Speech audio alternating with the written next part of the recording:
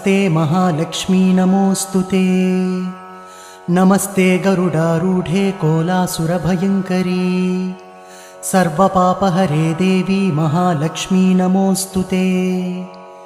सर्वज्ञे सर्ववरदे सर्वदुष्टभयङ्करी सर्वदुःखहरे देवी महालक्ष्मी नमोस्तुते।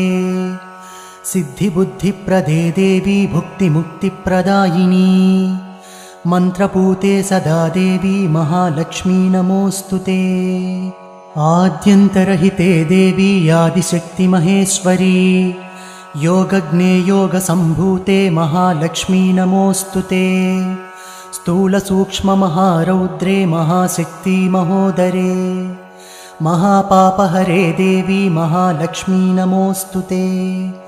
पद्मासनस्थिते देवी परब्रह्मस्वरूपिणी परमेशी जगन्